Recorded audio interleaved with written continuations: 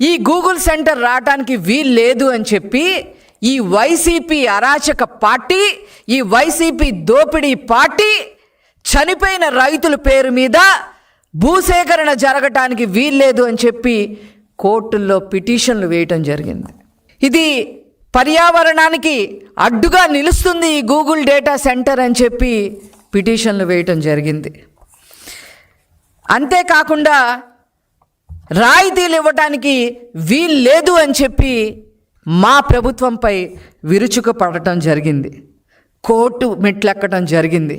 ఒక దశలో Google data సెంటర్ని ఇదో పెద్ద గోడౌనా అని చెప్పి మాట్లాడటం కూడా జరిగింది.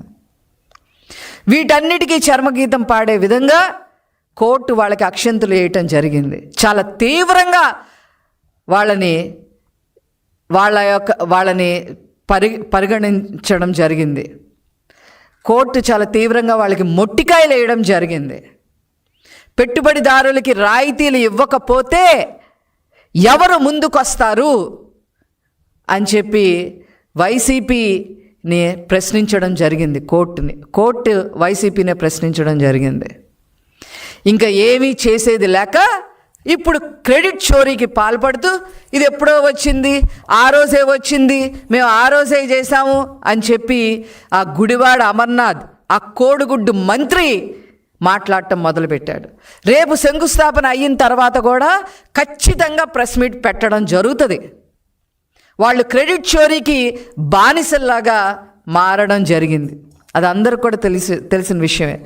గుడివాడ అమర్నాథ్ని నేను సూటిగా ఒకటే ప్రశ్న అడుగుతున్నా, మీ హయాంలో ఒక్క పరిశ్రమలన్నా తీసుకొచ్చారా? చంద్రబాబు గారు తీసుకొచ్చిన పరిశ్రమల్ని మీరు వెళ్ళగొట్టిన మాట వాస్తవం కాదా? దాన్ని వైజాగ్ని గంజాయి అడ్డాగా మార్చడం వాస్తవం కాదా? నీ నాయకుడు అక్కడ ప్యాలెస్ 600 కోట్లు పెట్టి ప్యాలెస్ కట్టుకున్నాడు తప్ప అతను ఉండటానికి వైజాగ్ని ఏమన్నా చేశారా? ఈ వైసీపీ నాయకులంతా కూడా 22A కింద మరి భూములన్నీ కబ్జా చేసేసి,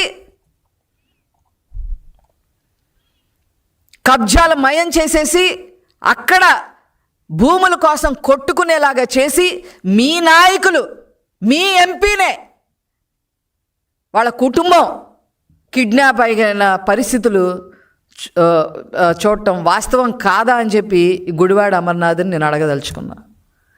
ఏదేమైనప్పటికీ కూడా రేపు ప్రపంచ పటంలో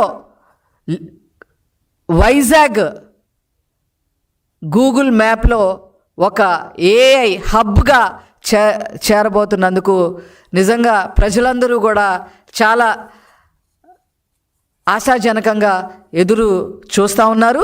మీ పప్పులన్నీ కూడా ఉడికే పరిస్థితి ఏమీ కూడా లేదు.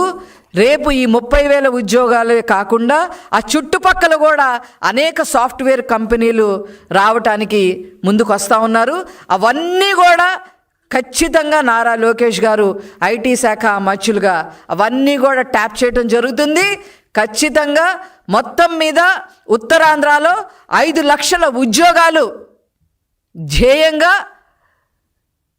నారా లోకేష్ గారు పనిచేయటం జరుగుతూ ఉంది. దీన్ని ఆపటం మీ తరం కాదు అని చెప్పి వైసీపీ నాయకులకి నేను చెప్తా ఉన్నా.